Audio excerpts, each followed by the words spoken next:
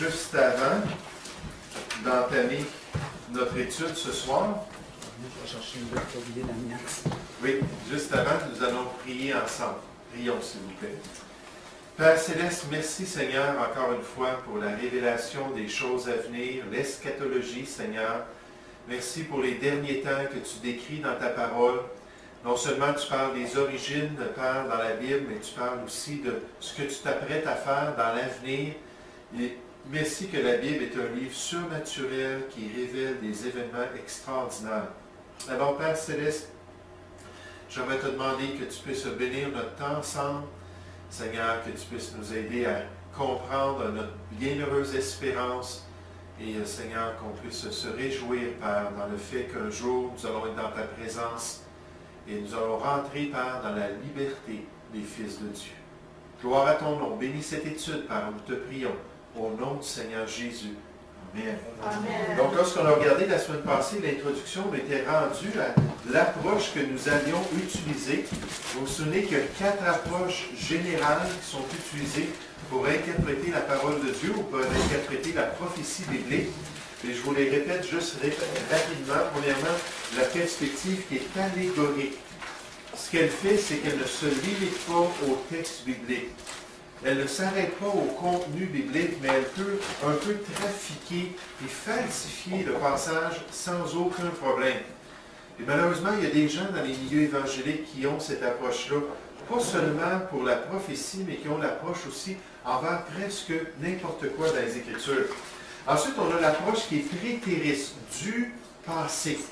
Là, on se concentre surtout sur les 4 premiers siècles de l'ère chrétienne. Là, on dit que tout le livre de l'Apocalypse décrit le combat de l'Église contre l'oppression romaine et la victoire finalement qui a été accomplie, le genre de millénium qu'on voit à la fin du livre, s'est accompli lorsque l'empereur Constantin a fait l'édit de Milan en 325.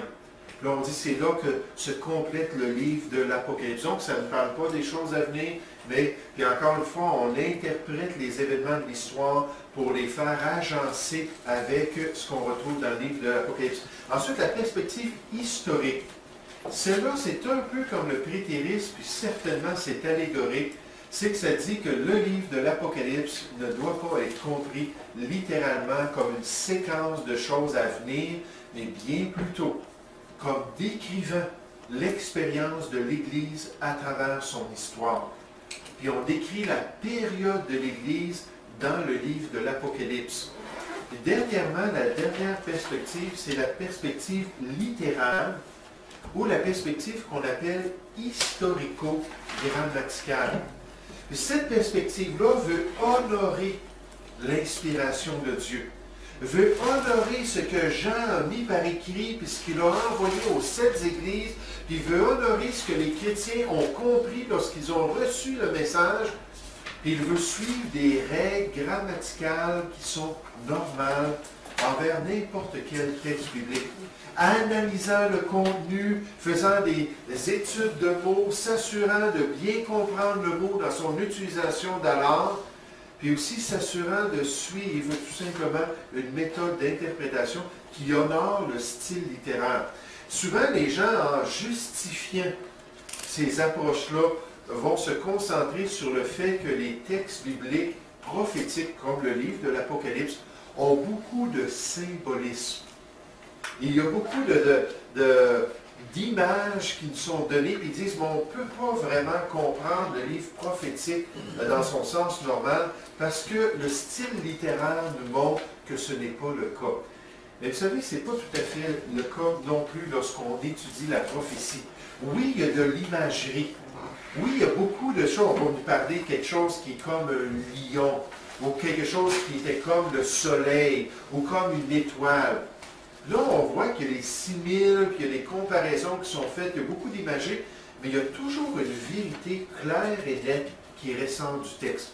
Et plus qu'on étudie la prophétie, plus qu'on compare avec les autres textes prophétiques, là, l'image devient claire. La vérité centrale apparaît. Là, ça devient immanquable que les livres prophétiques doivent être interprétés de la même manière que les autres livres. Je vous donne juste deux exemples, on va en voir à travers l'étude. Apocalypse chapitre 11. Regardez, s'il vous plaît, dans Apocalypse chapitre 11. Alors qu'on se concentre sur les deux témoins qui vont venir pour proclamer le message de Dieu. Ah, il va y en avoir amplement de témoins pendant la période qu'on appelle la tribulation. La Bible nous parle de 144 000 témoins juifs qui vont aller rendre leur témoignage dans ce ministère d'évangélisation des nations du monde. C'est pas étonnant que dans Matthieu chapitre 24, le Seigneur Jésus a dit, mais lorsque l'Évangile aura été prêché à toutes les nations, alors viendra la fin. Parce que l'Évangile va être prêché même pendant la période de la tribulation. Dans Apocalypse chapitre 7, on nous parle de foules nombreuses, de toute nation, de toute langue, de tout peuple, qui vont avoir lavé leurs vêtements, ça c'est imagé, laver leurs vêtements dans le sang de l'agneau, en d'autres mots, qui vont avoir été sauvés pendant la période de la tribulation, mais qui seront morts à cause de la persécution venant de l'Antéchrist. Dans le chapitre 20, on voit qu'ils auront été décapités. On va leur couper la tête, leur enlever la vie avec cette méthode-là. Mais donc, la Bible nous parle de ce témoignage-là qui est rendu, puis en particulier de deux témoins très puissants. Très puissants parce qu'ils sont immortels, on ne peut pas les tuer. Puis deuxièmement, parce qu'eux, ils peuvent tuer. Ils peuvent tuer puissamment. Ils ont le pouvoir sur le feu de consumer leurs ennemis, ils peuvent faire ce qu'ils veulent dans leur ministère. Mais finalement, après la période de la tribulation, lorsqu'on rentre dans la grande tribulation, après 3 ans et demi, Dieu permet finalement que l'Antéchrist et ses armées détruisent ces deux gens-là. Donc, on les voit ici morts dans une ville particulière. Apocalypse chapitre 11, verset 7. Ça dit, quand ils auront achevé leur témoignage, selon la souveraineté de Dieu, la bête, qui est l'Antéchrist, qui monte de l'abîme, leur fera la guerre, les vaincra et les tuera. Jusqu'à c'est le temps du Seigneur, ils vont être vaincus. Et leurs cadavres seront sur la place de la grande ville qu'on nomme symboliquement Sodome et Égypte, là même où leur Seigneur a été crucifié. Voyez-vous, on utilise un langage symbolique pour parler des vérités spirituelles concernant une ville particulière. Là même où leur Sauveur a été crucifié. Où est-ce que le Seigneur Jésus a été crucifié? Dans quelle ville, dites-moi? Ou à l'extérieur, disons, de quelle ville? À Golgotha, oui, ça c'est pas une ville, mais c'est près de quelle ville? Près de Jérusalem. Exactement. En fait, ça faisait partie de Jérusalem. C'était juste que c'était en dehors des murs de Jérusalem. Jérusalem était construite sur 5 collines. Puis la ville était bâtie sur ces 5 collines-là. Puis la muraille se promenait sur les 5 collines, mais juste à l'extérieur de la muraille, sur une des collines, qui est le mont Golgotha. Jésus a été crucifié, donc on parle qu'il a été crucifié à Jérusalem. Mais maintenant, on appelle cette ville-là symboliquement de quelle manière? L'Égypte et Sodome. Donc on parle de la perversité, puis du fait que Jérusalem, pendant la tribulation, ça va être un repère de paganisme. Puis là, on le décrit symboliquement. Mais est-ce qu'on doit se casser la tête pour comprendre où est-ce que ces deux hommes-là vont être pendant 3 jours et demi de temps? Ils vont être exposés dans la rue. La Bible nous dit que toutes les nations du monde vont voir leur cadavre, ils vont se réjouir, ils vont s'envoyer pendant 3 jours de temps des cadeaux à travers le monde. Ils vont se réjouir que ces prophètes-là sont morts. Non, il n'y a aucune question. Pourquoi? Parce que le texte biblique nous donne la définition ou nous explique le symbolisme. Tout à travers la prophétie, lorsqu'on voit ces passages-là qui sont difficiles, que toutes sortes d'éléments, des esprits, puis des anges, puis des grandes roues remplies de Dieu, puis toutes sortes d'affaires un peu étranges, lorsqu'on étudie et qu'on compare avec les autres passages, on voit c'est quoi la vérité centrale. Ces deux hommes-là vont être assassinés dans la ville de Jérusalem. C'est ce que Dieu veut qu'on retienne.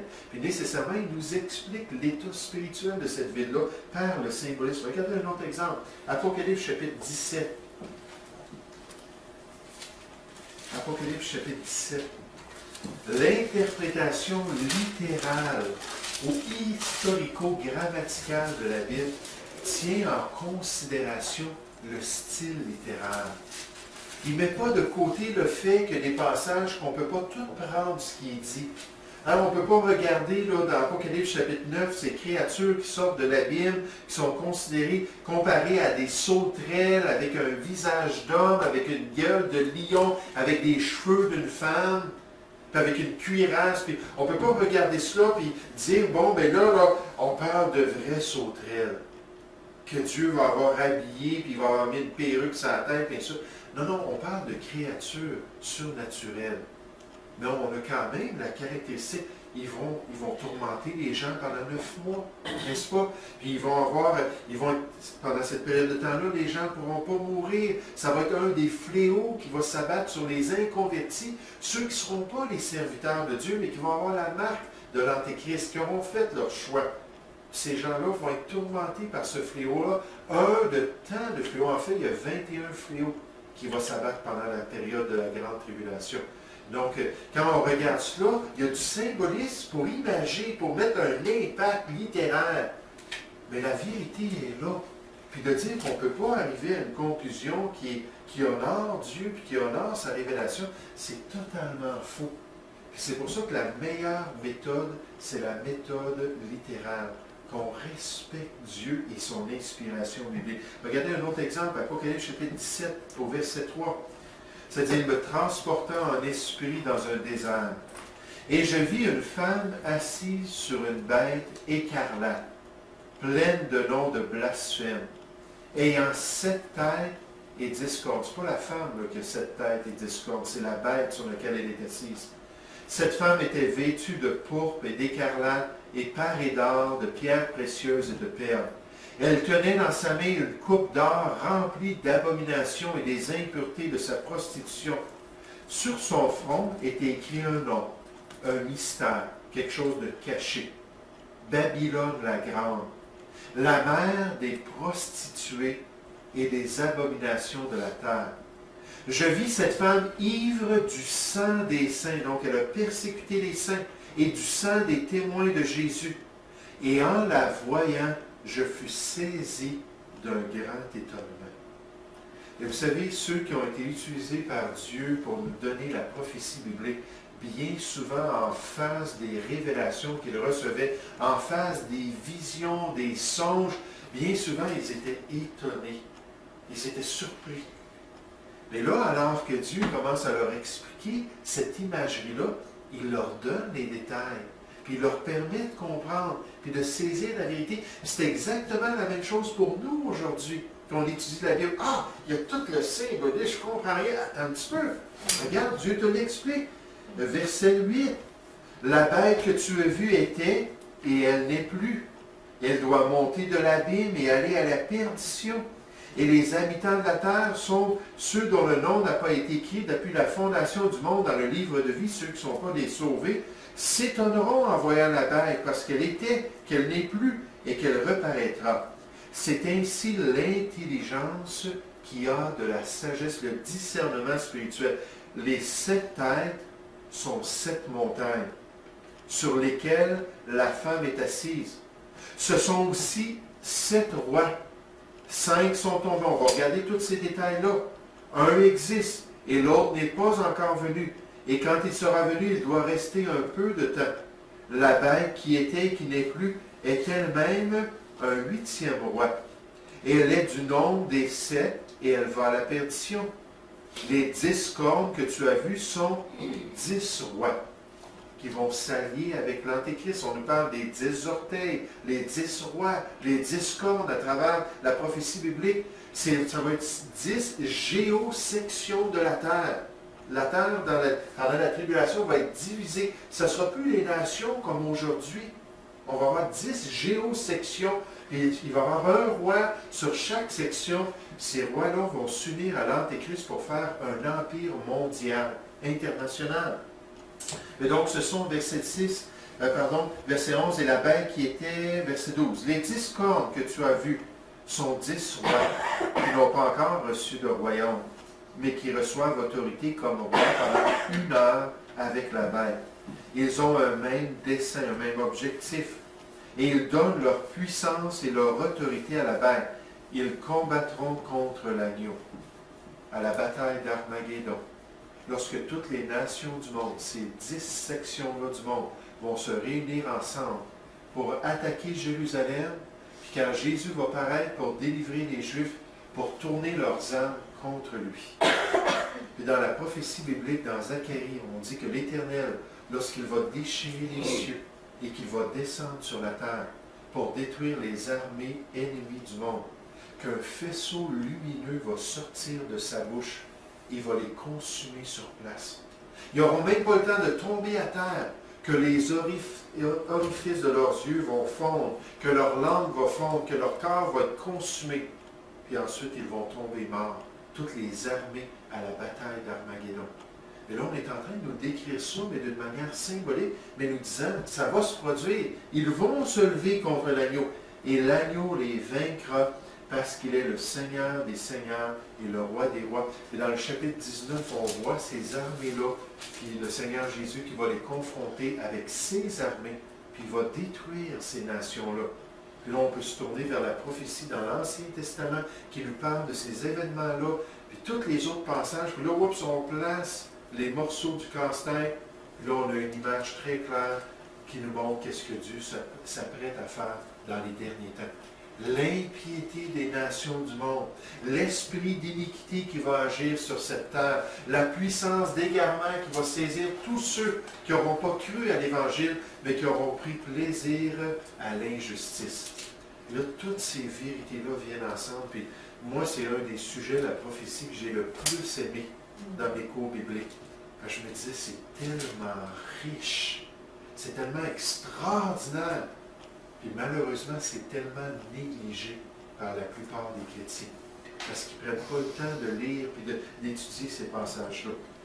Et donc, on voit comment c'est important, lorsqu'on voit ce symbolisme-là, de réaliser qu'il y a toujours des vérités, un fondement derrière le symbolisme. L'interprétation littérale, c'est la seule approche digne pour la prophétie, cependant.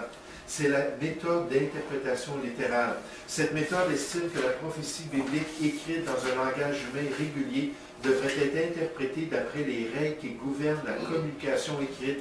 C'est une méthode digne qui prend la Bible au mot, qui accepte la révélation de Dieu. Je sais que c'est petit, je m'excuse. La méthode d'interprétation littérale de la parole de Dieu est une méthode vraie et honnête. Elle est basée sur l'idée que les mots des Écritures sont dignes de confiance. Elle assume que puisque Dieu voulait que sa révélation soit comprise, toute Écriture est inspirée de Dieu et utile. Puis quand le chrétien arrive au livre de l'Apocalypse dans son culte à travers l'année, puis il saute, puis il continue avec le livre de Genèse, où il retourne à Matthieu, non, il a manqué la bénédiction de Dieu parce que c'est utile pour lui. Elle assume que puisque Dieu voulait que sa révélation soit comprise, alors la révélation divine doit être écrite en accord avec les règles normales de la communication humaine. Interpréter signifie d'expliquer le sens original d'un orateur ou d'un rédacteur. D'interpréter littéralement signifie d'expliquer le sens original d'un orateur ou d'un rédacteur d'après les usages normaux et coutumiers des mots et de la langue.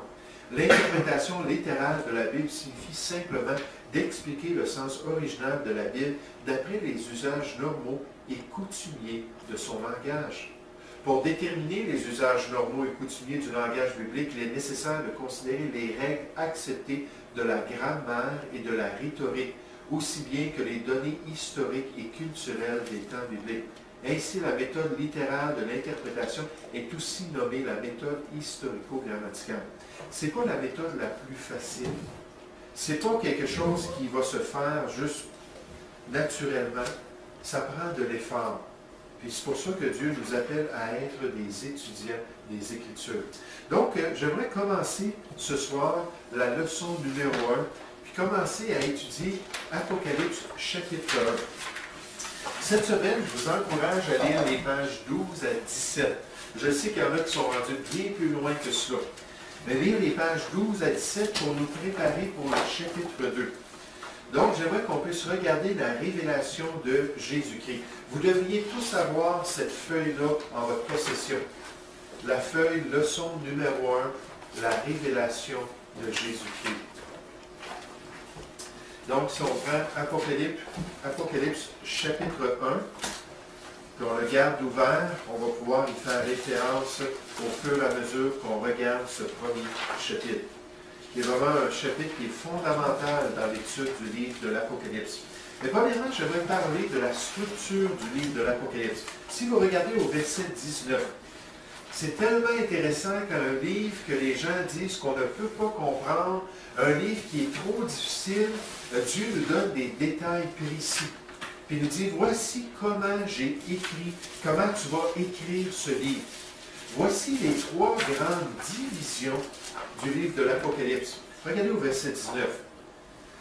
C'est le Seigneur Jésus qui parle à Jean. Il dit, écris donc ce que tu as vu, ce qui est et ce qui doit arriver ensuite.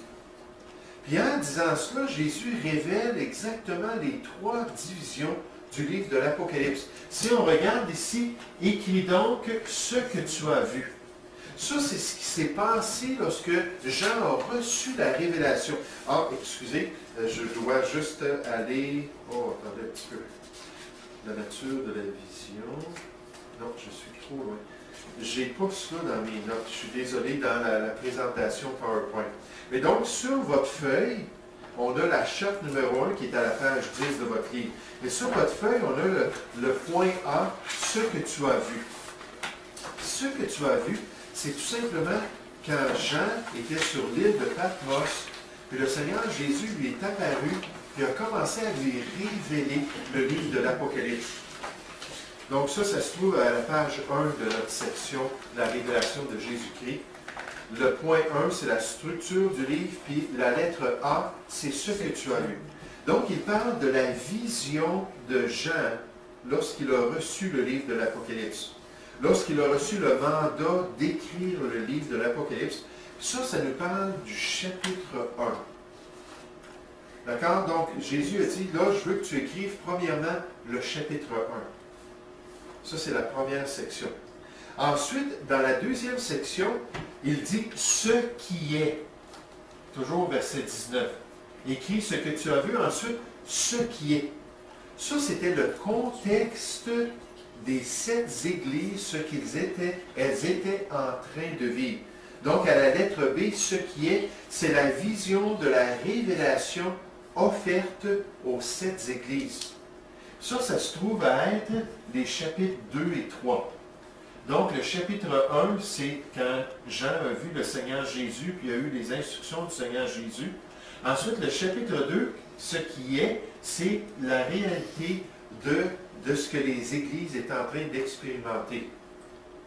Je vois qu'il y a peut-être un petit peu de la confusion là. Mais donc, ce que finalement, il allait partager dans le chapitre 2 et 3 aux 7 églises de l'Asie mineure. Donc, ça, c'est la deuxième section. La troisième section, il dit au verset 19 toujours, ce qui doit arriver ensuite. Ensuite, c'est-à-dire dans l'avenir, dans le futur. C'est frappant avec le chapitre 4, on voit Jean qui a vu le Seigneur Jésus, qui a reçu les instructions dans le chapitre 2 et 3 de ce qu'il devait dire aux 7 églises. Au chapitre 4, Jean est saisi par l'Esprit de Dieu, puis il est amené dans le ciel. Puis là, il voit les visions célestes du restant du livre de l'Apocalypse, c'est-à-dire l'aspect prophétique, ce qui doit venir dans la suite. C'est pour ça que je vous ai donné un petit... Puis on regardera les détails au fur et à mesure qu'on étudiera le livre. On va vous parler dans le chapitre 4 à 12 du trône, puis tous ces détails-là que vous avez sur votre feuille. Mais c'est l'aspect prophétique. Dans la charte, si on remarque, ce qui est vert, c'est la partie principale de la révélation du livre de l'Apocalypse. Est-ce que quelqu'un peut me dire, la partie principale a affaire avec quoi? Avec la prophétie. Et le livre de l'Apocalypse décrit, le plus grand du livre de l'Apocalypse, décrit les choses à venir. Décrit ce que le Seigneur va accomplir dans le futur. Puis en fait, dans le chapitre 4 jusqu'au chapitre 22, le Seigneur nous présente son plan prophétique pour l'avenir. À partir du chapitre 4, je peux tout de suite vous dire que le chapitre 4 au chapitre 19 nous présente la grande tribulation, la tribulation, la grande tribulation, les deux. C'est cette période de 7 ans-là qui est décrite dans la parole de Dieu. Et là, après ça, au chapitre 19, 20, 21 et 22, on parle de ce qui va se produire après cette période-là de la tribulation. Donc ça, c'est la structure du livre de l'Apocalypse, les divisions du livre de l'Apocalypse. Donnez-moi une des divisions. OK, donc, ce que tu as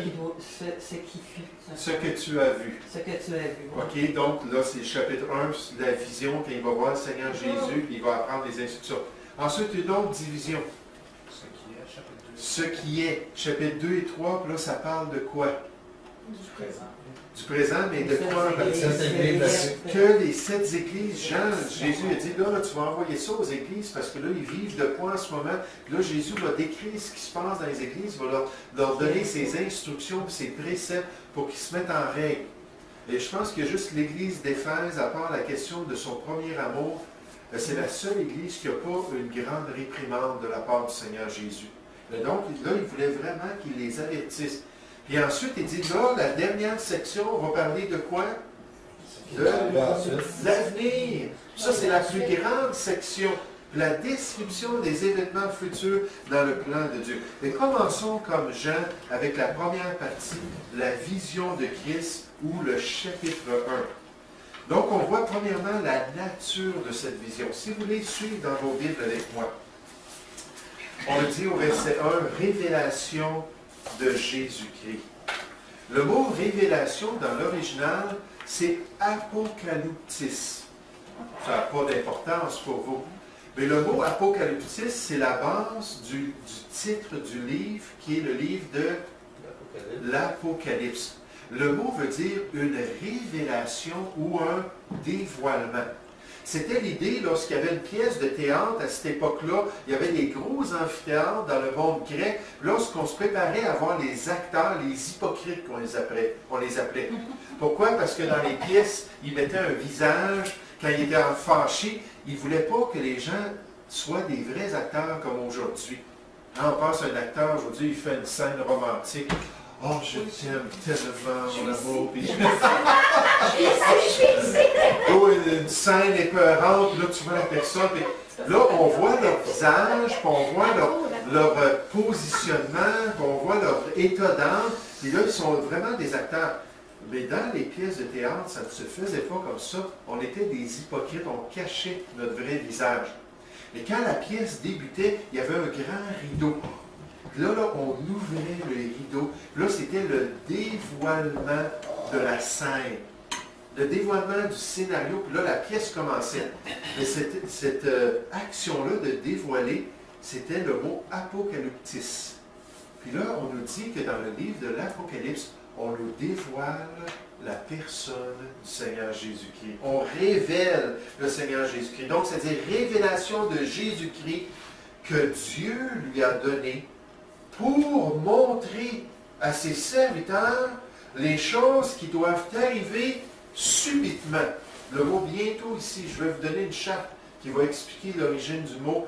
Dieu voulant, si je ne l'oublie pas, et pour montrer que dans le livre de l'Apocalypse, quand on parle de bientôt, ça ne veut pas dire bientôt dans un sens chronologique. Ça va arriver la semaine prochaine, là, ou ça va arriver dans 5 ans, là, ça s'en vient. Non, ça veut dire subitement, rapidement. Quelque chose qui va arriver tout d'un coup, comme un voleur dans la nuit. Et pour montrer, remarquer l'objectif de Dieu, pour montrer à ses serviteurs des choses qui doivent arriver bientôt et qu'il a fait connaître par l'envoi de son ange à son serviteur Jean. Celui-ci a attesté la parole de Dieu et le témoignage de Jésus-Christ, soit tout ce qu'il a vu. Heureux celui qui lit et ceux qui entendent les paroles de la prophétie et qui gardent les choses qui y sont écrites, car le temps est proche. Puis si dans le temps prophétique, un jour, c'est comme 1000 ans pour le Seigneur, d'après 2 Pierre chapitre 3, puis 1000 ans, c'est comme un jour, Dieu nous dit, c'est proche, ça s'en vient. Mais ici, quand ça dit bientôt, ça veut dire quand ça va se produire, quand ça va être le temps choisi de Dieu, ça va découler, puis ça va se faire rapidement, d'après le plan du Seigneur. Mais Dieu veut que ses serviteurs, que ses enfants, que les chrétiens connaissent ces choses-là. Il ne veut pas qu'ils soient ignorants des choses à venir. Il veut qu'ils soient conscients des détails. Quand Jésus a dit dans Jean 14, verset 1, il dit que votre cœur ne se trouble point. Il venait de leur annoncer son départ et la persécution.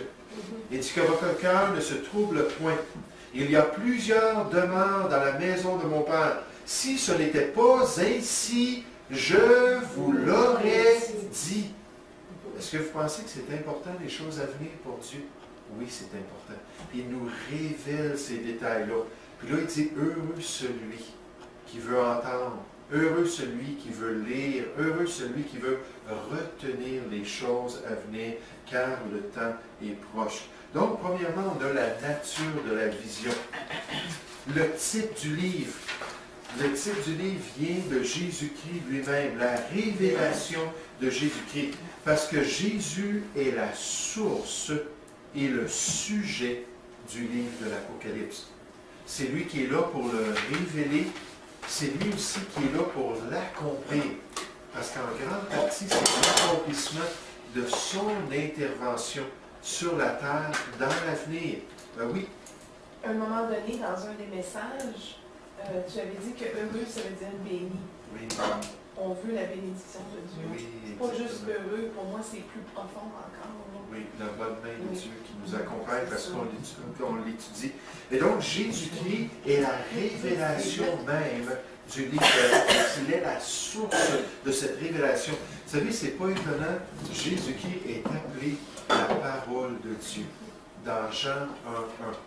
C'est-à-dire la révélation de Dieu, la révélation de la pensée, la révélation de la volonté de Dieu. Dans Hébreux 1:1, on nous dit qu'autrefois, les prophètes ont donné les détails prophétiques, mais dans ces derniers temps, Dieu nous a parlé par le Fils.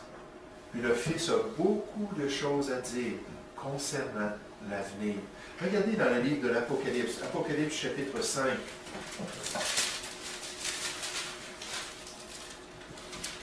Apocalypse chapitre 5 au verset 1, ça dit « Puis je vis dans la main droite de celui qui était assis sur le trône, Dieu le Père, un livre écrit en dedans et en dehors, scellé de 7 sceaux, un rouleau. » Ici, dans le texte, ça veut dire un rouleau qui venait de Dieu, un rouleau prophétique. Et écrit à l'intérieur et à l'extérieur. Ce n'était pas la coutume à cette époque-là. La seule exception, c'était quand un poète ou peut-être quand un philosophe devait écrire tellement de choses qu'il ne pouvait pas se payer plus que ce qu'il avait comme rouleau. Là, il pouvait écrire à l'extérieur du rouleau. Là, ça démontre que la prophétie biblique déborde dans son contenu. Dieu avait tellement de choses à dire qu'il l'a écrit à l'intérieur et à l'extérieur. C'est symbolique du fait de toute la révélation qu'il avait donnée. Et je vis un ange puissant qui criait d'une voix forte. Ça, c'est dans le ciel. À partir du chapitre 4, Jean est au ciel. Qui est digne d'ouvrir le livre de la révélation et d'en rompre les sceaux? Et personne dans le ciel, ni sur la terre, ni sous la terre, ne put ouvrir le livre, ni le regarder. Et je pleurai beaucoup de ce que personne ne fut trouvé digne d'ouvrir le livre, ni de le regarder. Je pense que Jean était affectionné à la prophétie biblique. Il voulait savoir qu'est-ce qui est écrit, c'est quoi le plan de Dieu. Puis il était brisé, son cœur était brisé, qu'il n'y a personne qui était trouvé digne. Et l'un des vieillards, verset 5, me dit, ne pleure point. Voici le lion de la tribu de Juda, le rejeton de David. Dans la prophétie de l'Ancien Testament, le mot rejeton, c'est le mot qui est le plus utilisé pour décrire le Messie d'Israël. Un rejeton, Romains 15-12, qui allait sortir de Juda, puis qui allait régner sur toutes les nations. C'est le mot qui est utilisé constamment. Ésaïe 11 au verset 1, on nous parle du rejeton qui allait sortir de Juda. Puis il y a plusieurs autres passages qui nous parlent de ce rejeton-là dans la prophétie biblique. Mais là, on nous dit le rejeton de David a vaincu pour ouvrir le livre et ses 7 sceaux.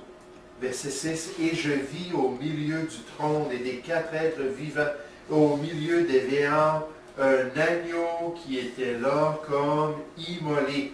Il avait 7 cornes et 7 yeux, qui sont les 7 esprits de Dieu envoyés par toute la terre. » Et dans le restant du passage, on rend l'honneur à cet agneau-là parce qu'il a versé son sang pour racheter des hommes de toute tribu, de toute langue. En d'autres mots, on nous parle de l'agneau de Dieu, Jean 1, 29, qui ôte le péché du monde. On nous parle de Jésus-Christ. Et dans le chapitre 6, au verset 1, ça dit, « Je regardais quand l'agneau ouvrit un des sceaux.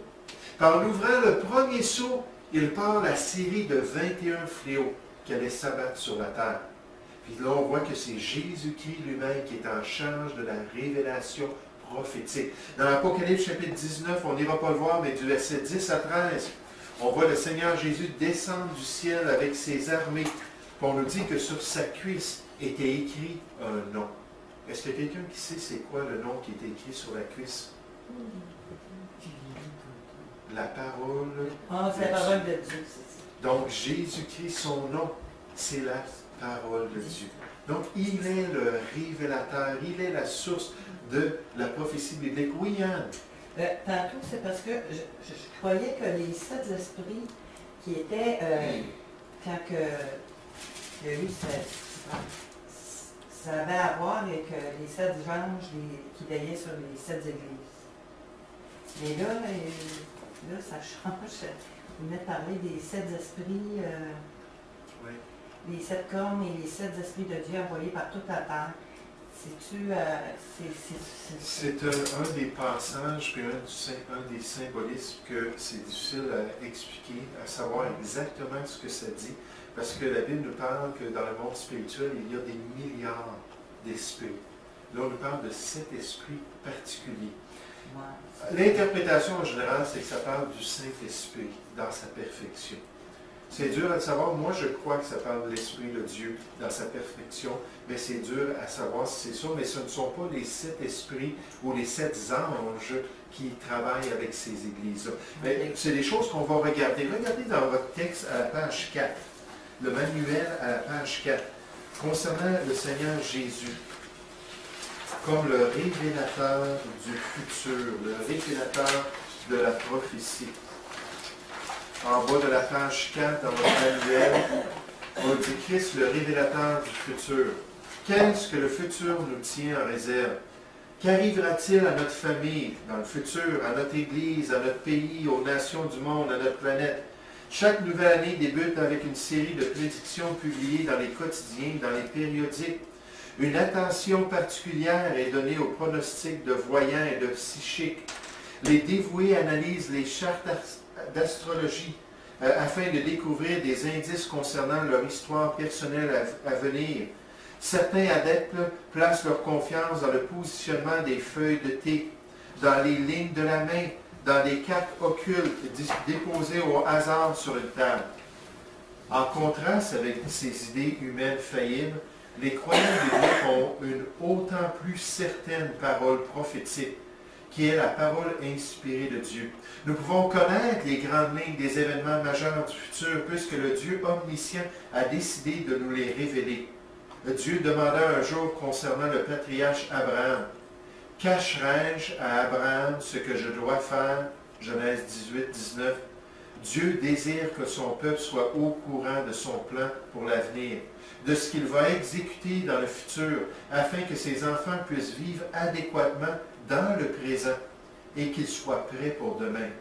Au travers de son Fils bien-aimé, Dieu le Père désigne le livre de l'Apocalypse pour montrer à ses serviteurs les choses qui doivent arriver bientôt grâce à Jésus-Christ le révélateur. Regardez un peu plus bas dans l'autre paragraphe, au milieu du paragraphe, en dessous de Matthieu 24-25. C'est-à-dire environ 60 ans plus tard, Christ révéla le contenu prophétique du livre de l'Apocalypse à un de ses disciples nommé Jean. Ayant maintenant accès à ce livre merveilleux, tous les croyants devraient lire, écouter et garder les choses qui y sont écrites. En fait, Dieu lui-même promet de bénir les croyants qui font exactement cela. Donc Jésus-Christ est la source et le sujet du livre. Ensuite, la structure. Ce livre parle de Dieu le Père, de Jésus-Christ, d'après les versets 1 à 3, de l'ange de Christ, du disciple Jean, du livre lui-même qui a été donné, des lecteurs, ceux qui lisent, et des auditeurs, ceux qui entendent la prédication, ceux qui entendent le message. Sa bénédiction, au verset 3. On va lire encore le verset 3, c'est tellement important. Apocalypse chapitre 1. Heureux, ou comme on a entendu tout à l'heure, béni celui qui lit et ceux qui entendent les paroles de la prophétie et qui gardent des choses qui sont écrites, car le temps est proche. Et vous pourriez mettre soit dans votre Bible ou peut-être à côté de ce point-là, dans vos notes, le fait que dans Matthieu chapitre 5, nous avons les béatitudes du verset 1, je pense jusqu'au verset 11. C'est frappant que le même terme est utilisé pour parler de celui qui est heureux ou béni de Dieu. Les serviteurs qui sont bénis de Dieu. Si vous regardez les béatitudes, est-ce que vous comprenez ce que je veux dire quand je dis béatitudes?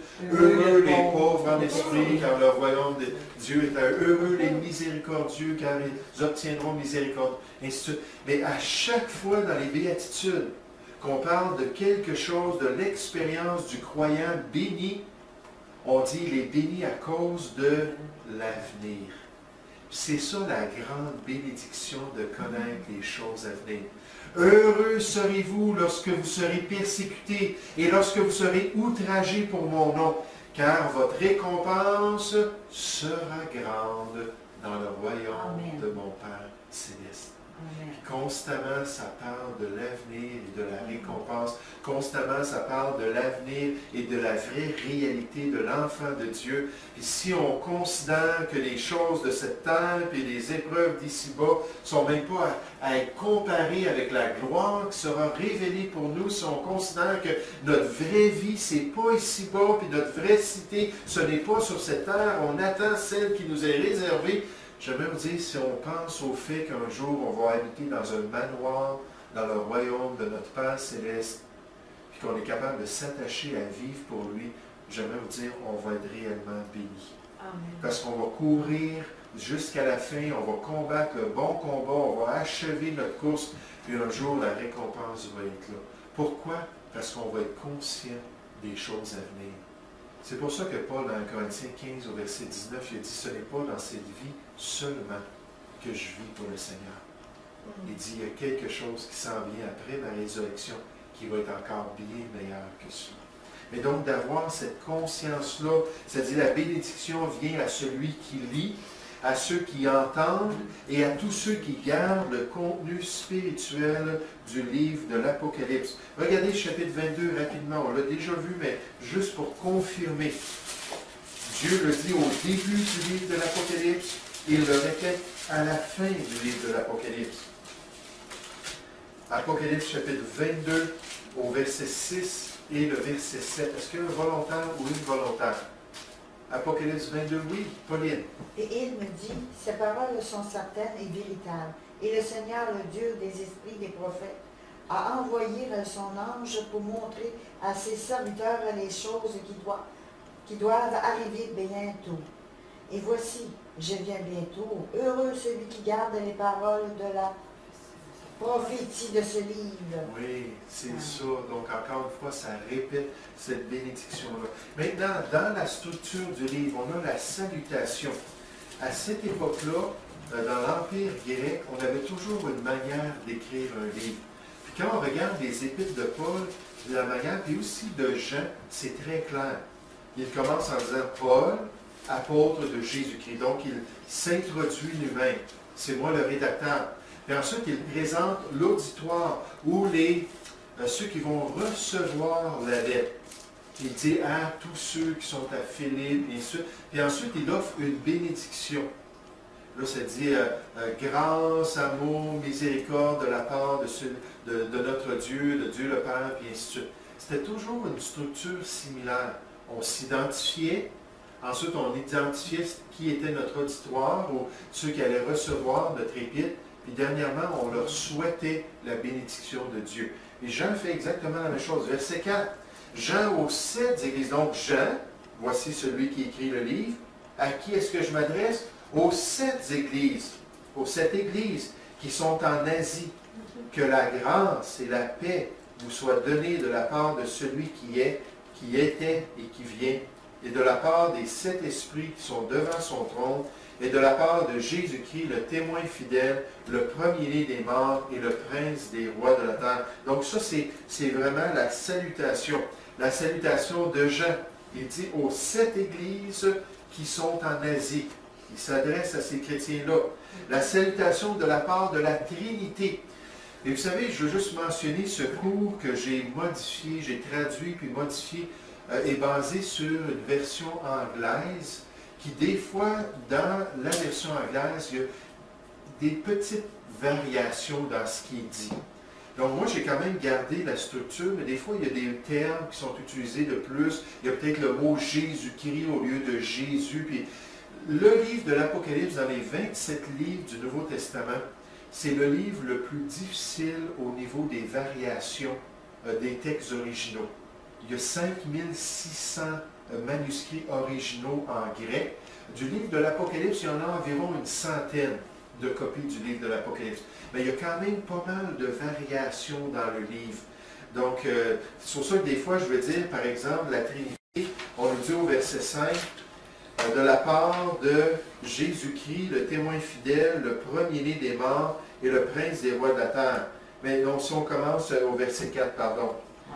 Ça dit au verset 4, ça dit Jean aux 7 églises qui sont en Asie, que la grâce et la paix vous soient données de la part de celui qui est, qui était et qui vient. Et souvent, ils interprètent ça comme parlant de Dieu le Père.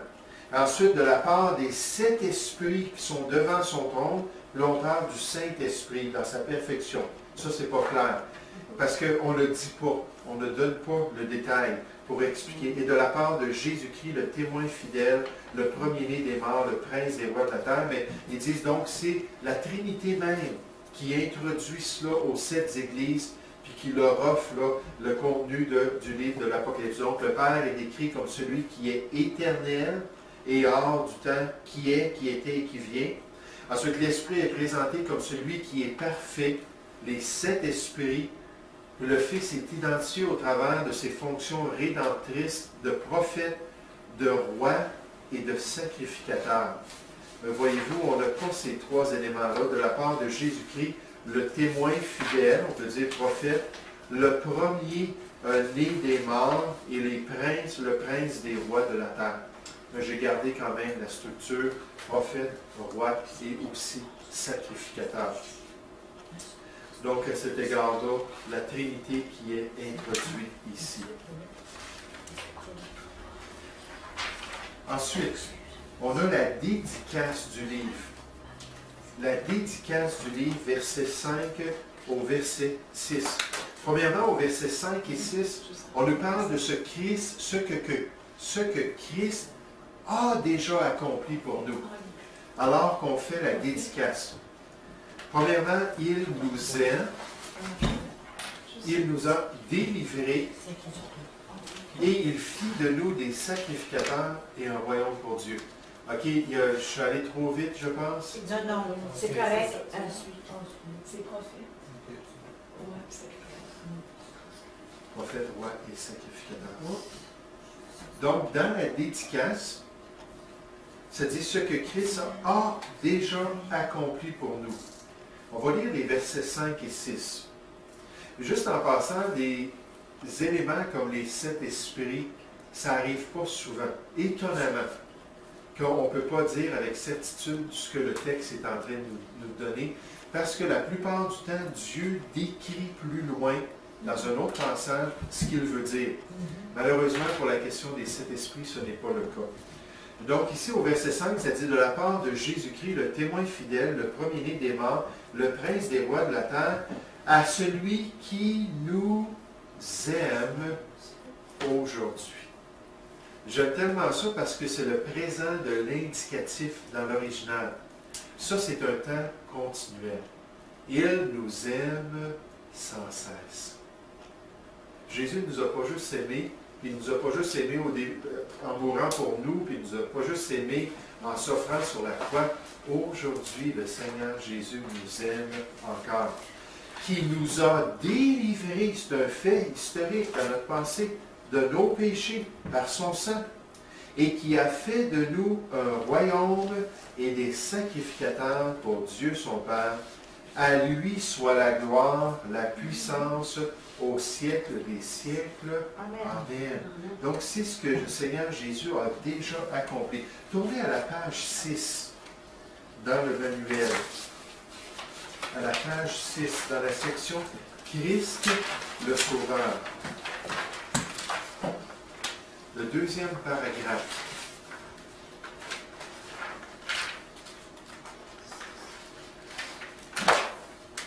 On a dit, plusieurs auteurs chrétiens dédient leurs œuvres à la personne qu'ils aiment le plus sur la terre, c'est-à-dire leur conjoint, leur épouse. Leur époux ou leur épouse. C'est vrai, si on ouvre un livre, ça dit à Sandra, ou à mon épouse, ou à ma famille, ou à mes enfants, puis ainsi de suite. Donc, ça arrive qu'on dédie quelque chose à une personne en particulier. Dans plusieurs de ces livres, les auteurs spécifient leur grande gratitude envers leur Sauveur, le Seigneur Jésus-Christ lui-même. Dans les versets 5 à 8 de ce premier chapitre du livre de l'Apocalypse, Jean dédie cette œuvre à Christ lui-même, alors qu'il utilise les mots « à celui ». Jean offre ensuite 3 raisons pour cette salutation, mais cette dédicace, c'est une erreur aussi, cette dédicace. Premièrement, il affirme que Christ aima les croyants. Et quel amour ce fut en effet. Il fut un amour de sacrifice.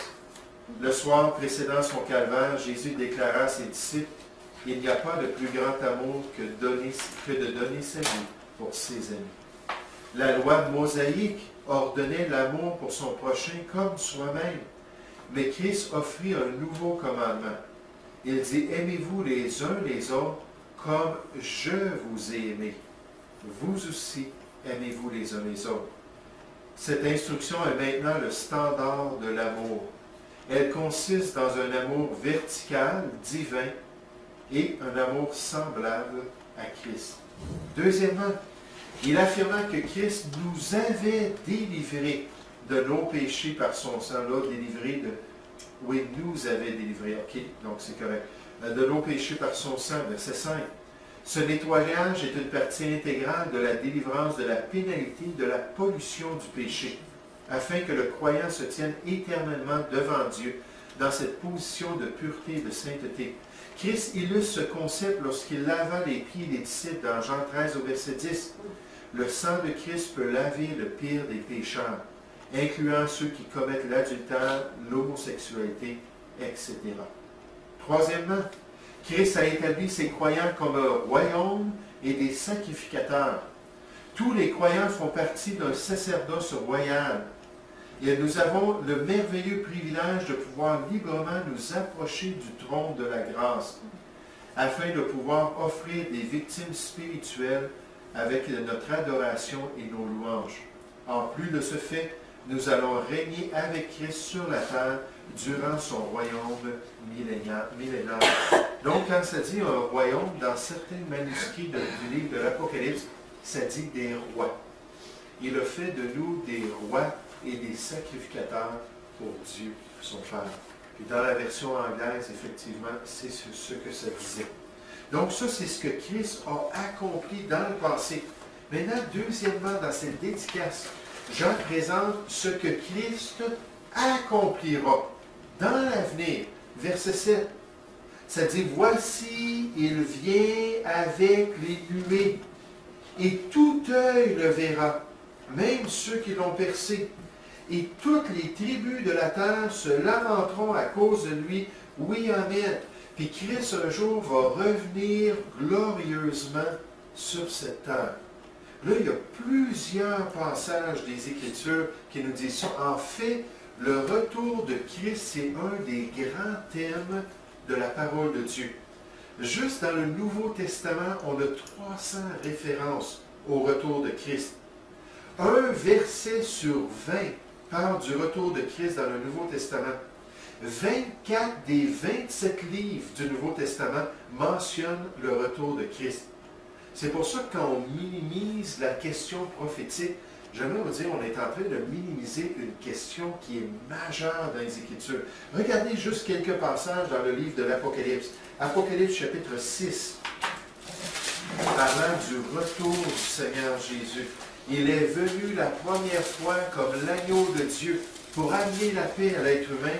Il va revenir la prochaine fois comme le lion de la tribu de David, de Juda, pardon, pour détruire les ennemis de Dieu.